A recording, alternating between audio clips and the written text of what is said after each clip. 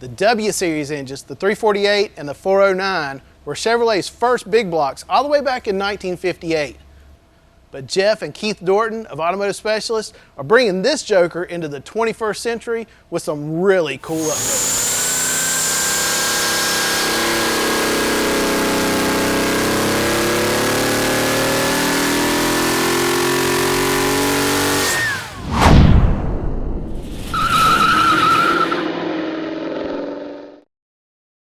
Some of you younger folks may not be familiar with Chevrolet's W Series engines. The 348 and the 409 were Chevrolet's first big block. The 348 showed up first, all the way back in 1958. But by 1964, they were gone. I mean, done. That short lifespan turned out to be because of an interesting design decision that turned out to be a fatal flaw. We'll get into exactly what that fatal flaw was in just a minute.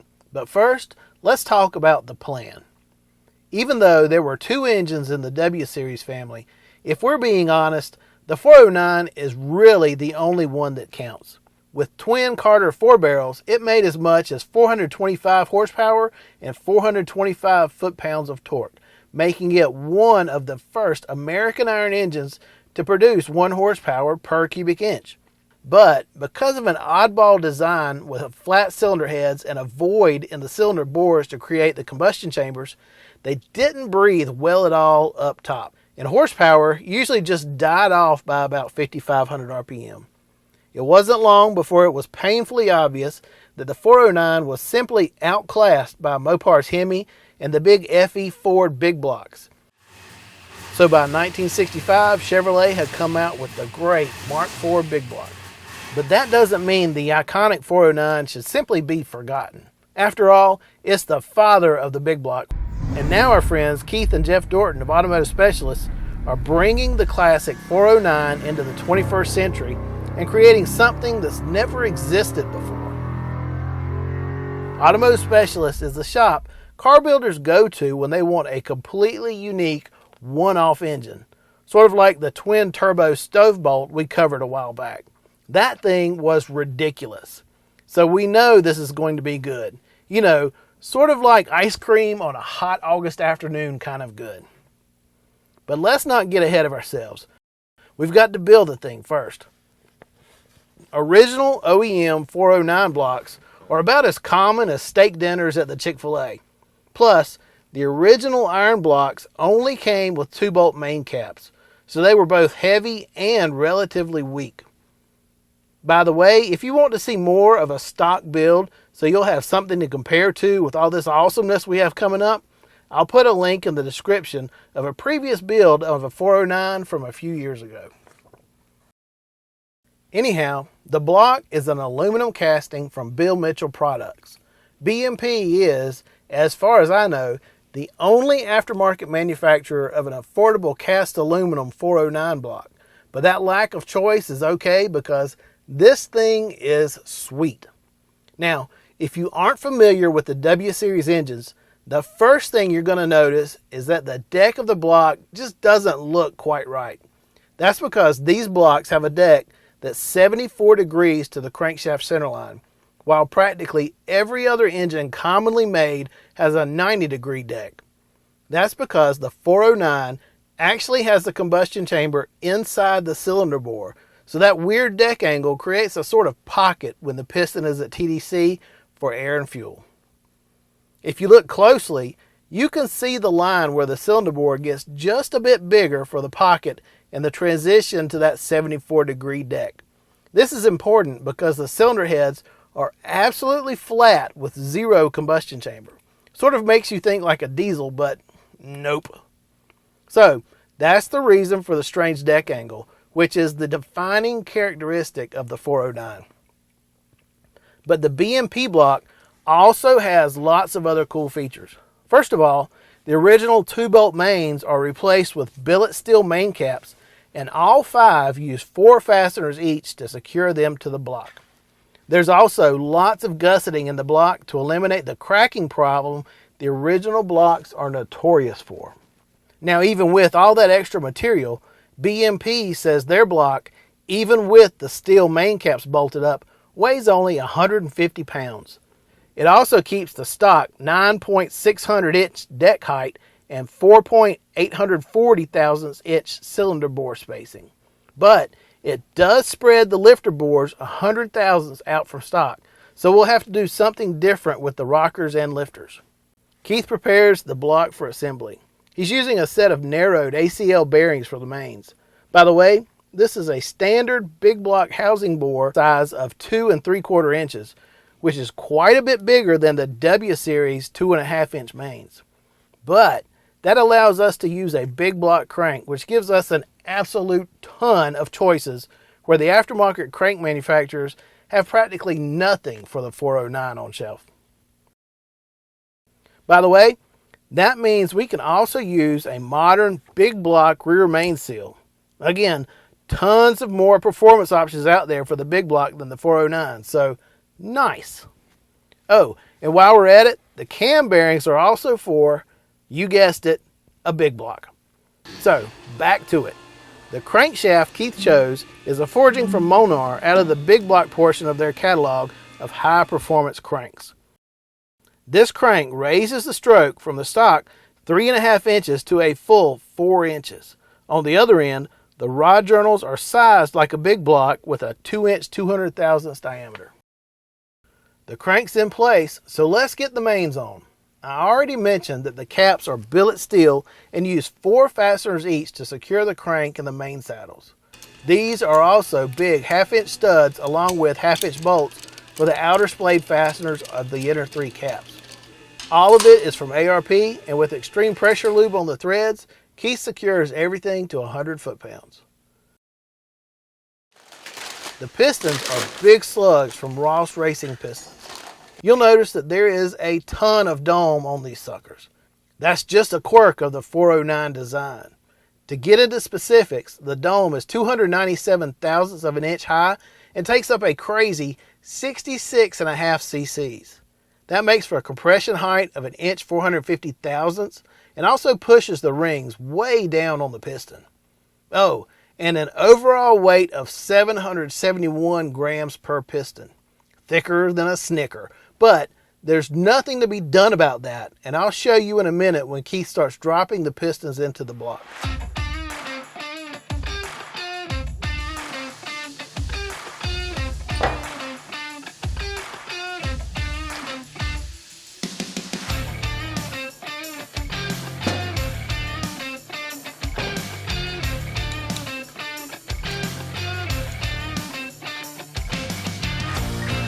The connecting rods that will connect the pistons to the crankshaft are also from Monar.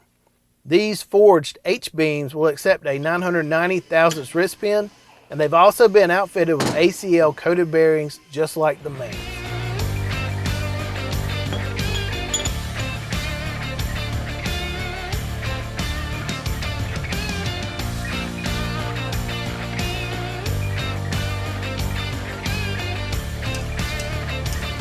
After Keith installs the rings, we're ready to finish up the rotating assembly.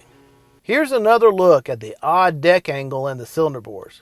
The deck of the block may be 74 degrees to the crank center line, but the bore is still 90 degrees. You can see the line where the bore opens up just a bit. It's that angular pocket that makes up the combustion chamber.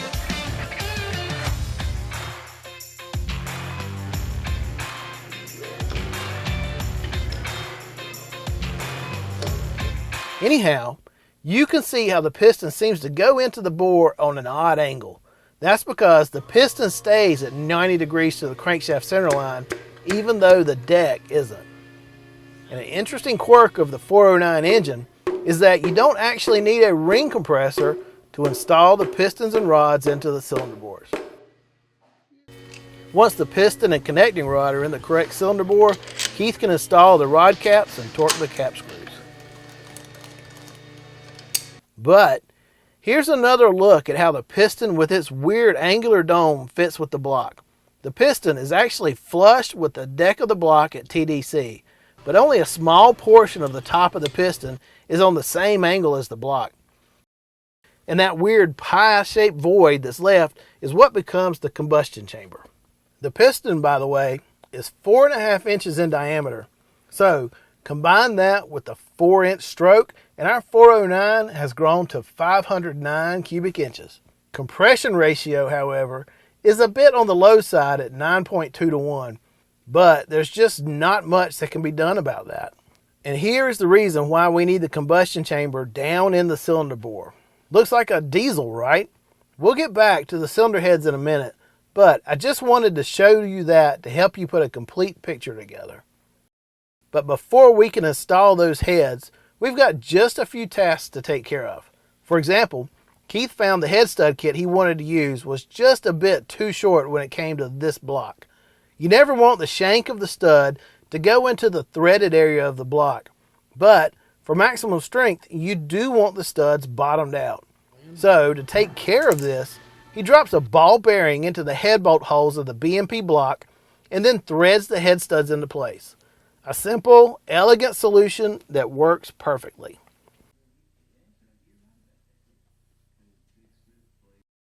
This engine is destined to be a street beast, so Keith chose a hydraulic roller for the valve train. The cam was sourced from Lamar Walden Automotive, which specializes in 409 builds. And again, this engine is going into is being built for fun, not gapping fools on the drag strip. So the cam is by no means huge. Duration at 50 thousandths tappet lift is 244 degrees for the intakes and 253 for the exhausts. Lobe separation is 108 degrees with the intake centerline at 104.5. Meanwhile, lobe lift is 372 thousandths of an inch for the intakes and 374 for the exhausts. But there's another difference that's worth noting here. Originally, the 409 had the same 18436572 firing order as the small block that came before it and the big block which came later. But this cam has a 4.7 firing order swap. That 4.7 swap has been shown to help power in bigger cubic inch engines. I think it works by improving scavenging in the exhaust, but that's just my opinion. Once the cam is in, Keith bolts up a double roll timing set from Liberty that, you got it, fits a standard big block. Then he can dial in the cam timing to make sure everything matches up with the cam card. The oil pan is a steel unit from Moroso. It has a capacity of 6.5 quarts and utilizes kickouts and a windage screen to help keep oil from splashing back onto the crankshaft. And from this angle, you can see he's also installed a Milodon cast cam cover and a quality ATI super damper. We're using roller lifters from Johnson Lifters for this build. The original 409 came with flat tappet lifters only, so the addition of rollers should help overall efficiency. So now, finally, those crazy cylinder heads. As you can see, there is a very minimal chamber for the valves and the spark plug. I can't prove it, but I've heard there's a rumor Chevrolet engineers sunk the valves in the head just enough to be protected so they wouldn't get damaged during shipping or while being handled at the assembly plant. I don't know if that's true, but it does make some sort of sense. Anyhow, this head isn't OEM, but a reproduction/update casting by Edelbrock and CNC ported by Lamar Walden Automotive. The valves are sized at 2 inches 190 thousandths for the intakes and 1 inch 720 thousandths for the exhausts. And that minimal chamber the valves are sunk into, those take up just 16 cc's. Barely there at all. From this shot, you can see how the intake and exhaust valves are offset and not inline like most heads for cam-in-block engines. This is what gives the W Series engines their distinct curved valve covers. Edelbrock says their new 409 casting is good for 1500 to 6500 RPM, and the intake runners are sized at 220 cc's. Of course, those runners are now a bit bigger since Lamar Walden has run them through their CNC program. And, like the intakes, the exhausts have also received the full CNC treatment. The springs are spec'd around a hydraulic valve train setup. They're a dual nested design with a 1 inch 540 thousandths diameter and can handle up to 600 thousandths lift.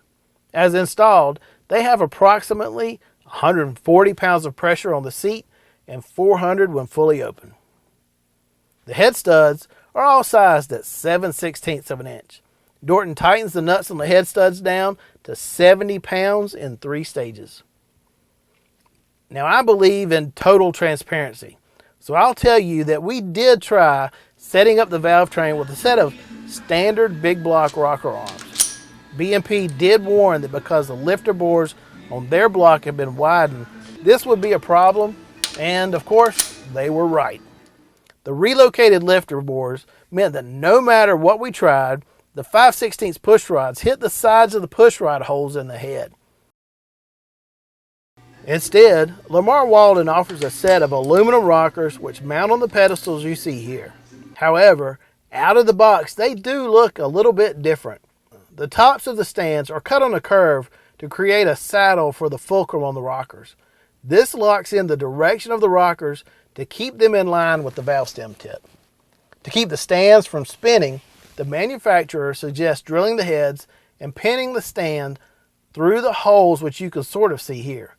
Keith, however, wanted a more secure solution, so he mocked up the stands in the proper location on the heads and then tacked a metal strap between each pair.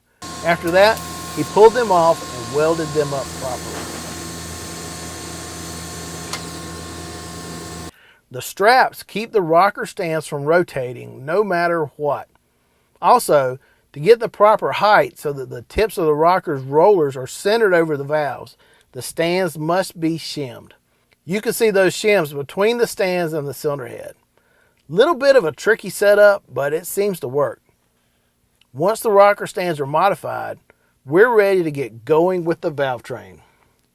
The push rods are a mixed set of 5/16 in diameter with an 80 thousandths wall thickness. For the intakes, they're 8 inches 50 thousandths long, and for the exhaust, they are 8 inches 350 thousandths. The aluminum Lamar Walden rockers secure to the stands with a single stud through the fulcrum, and they're torqued to 45 foot-pounds. The height is dictated by the height of the stand. That's why the shims are necessary to center the rocker tip over the valve stem. The adjuster nut on the pushrod side is just to dial in the lash. But because the stand locks in where the rocker is pointed, a pushrod guide plate is no longer necessary. The rockers are the stock 1.7 to 1 ratio, so gross valve lift for the intakes will be 632 thousandths, while the exhausts will open up to 636 thousandths of an inch. And because the lifters are hydraulic, Keith isn't measuring a specific lash. Instead, he runs the adjuster nut on the rocker down until all the lash is taken up between the lifter, the push rod, and the rocker. The lifter isn't exactly a high-performance piece, so it has a lot of pump up once the engine is pushing out the oil pressure. So, where normally he'd give the adjuster an additional half to a 3/4 of a turn, this time it gets a full turn before locking everything down. And with that, the valve train is finished. Intake manifold options for the 409 are pretty much limited to either a dual plane casting for a single carb or something for bolting up dual quads. The goal here is modern port fuel injection. So the owner and Keith worked with Hogan's Racing Manifolds to come up with this one-off and beautiful billet design. This front breather intake definitely looks a lot more modern because, well, it is. The welds joining all the billet components are consistent and gorgeous. Up front, that's an AccuFab oval throttle body controlling the flow. I'm not certain of the part number, but it measures out at just a smidge over 5 inches wide and 2 inches 600 thousandths tall. You can see the fuel rails attached, and the plan is to load them up with a set of 76 pound-per-hour injectors. Now we're getting down to the final details. Up front, the accessories are driven by this setup from Billet Specialties. Keith had to make a few adjustments to get it to work with all the aftermarket components, but it's hard to deny that this polished aluminum setup just looks fantastic against the all-aluminum block and heads. The valve covers are equally cool. These aluminum castings are from PML, which look righteous, and are made right here in the United States. Also, you can now see that iconic scalloped shape that immediately identifies this as a W Series engine. At this point, there are no breathers, so Keith and Jeff will have to cut a hole and weld in the breather tubes. You'll notice them once the engine is up on the dyno. To control the spark, Keith is using one of MSD's excellent Pro-Billet dual sync distributors, which are capable of informing the ECU of both the crank and camshaft position. And you've probably already caught on to the theme here and aren't a bit surprised when I tell you that it's for a big block. This time around, though, it isn't a simple drop-in. Keith did have to fabricate these big spacers for both the distributor and the hold-down, but now the setup works perfectly. Finally, it's time to party. Let's move on to the dyno setup. First things first, for engine controls, we'll be using a Holley Dominator EFI ECU. Jeff Dorton handles all the tuning, and it's worth noting that he's also pairing the ECU with MSD's new 6 EFI ignition control box and a 6 EFI coil. If you're old school, think about the old gold standard MSD 6AL box, but now it's optimized to work with EFI. Another note is the front breather intake setup made access to the water outlet port pretty tight. And finally, this was a bit of a disappointment. Because of supply chain issues, we weren't able to get our hands on a quality set of 409 long tube headers for the dyno test. In fact, all we could get was this set of shorties with 1 3/4 primaries. It's both the wrong shape and too small, so we know it's definitely gonna hurt power. Still, the car owner is having a set of headers custom made to fit his car, but those were a few months out, and we just didn't have time. It stinks, but what else are you gonna do? Anyhow, enough talk. Let's burn some fuel. Jeff Dorton spent a little time fine-tuning the fuel curves on the big 409, and then, after a quick check of plugs and lash, we were ready to rock.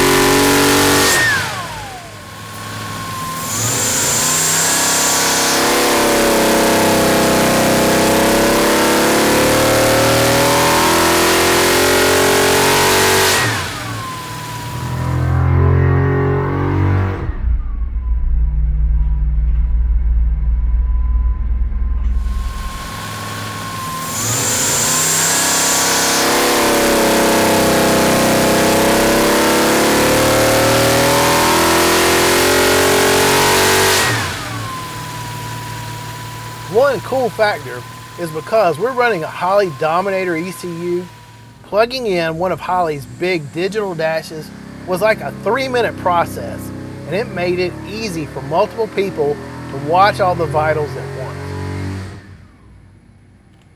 Because the digital dash is configurable, Jeff just pulled up the factors he was most interested in monitoring. On the dyno, the results were, honestly, a bit of a mixed bag. Remember, though, that this is going into a show car that will be driven on the street and never expected to see a track or a drag strip. So the engine has been built for a purpose. Our 409 is definitely torquey. When the pull started at 4,000 RPM, it exceeded 550 foot-pounds, and it didn't get below 500 until 5,600 RPM. But the funky intake path of this design just wouldn't allow our 409 to make the RPMs needed to produce a truly impressive horsepower number. I mean, 526 is nothing to sneeze at, but this is the horsepower monster after all. Because of the weird combustion chambers and the convoluted intake ports, which are necessary because the valves are basically pointed straight down into the cylinder bores, Power really started dropping off after 5,500 RPM. And that's the same problem that handicapped the original engines. It's just an inefficient design, and proof of that is the amount of ignition timing we had to run. Generally speaking, ignition timing is affected by RPM and combustion efficiency. Most engines run ignition timing somewhere in the mid-30s, but for this engine, best performance came with the ignition timing set to a whopping 44 degrees before top dead center. That means for 44 degrees of crankshaft rotation, the piston is being forced to fight against rising combustion pressure from the air-fuel mixture which has already been lit off. Regardless, even with the extreme timing and bad shorty headers, Keith and Jeff were able to get this 409 to produce peaks of 557.2 foot-pounds of torque at 4,200 RPM and 526.2 horsepower at 5,500. Considering what they were working with, that's not bad at all. It's definitely going to make the 63 Impala this is going into feel pretty lively. And the look is definitely something that's going to draw crowds. Hey, if you enjoyed this video, please make sure to check out these other options. Thanks for watching, and we'll see you again soon with another great engine build.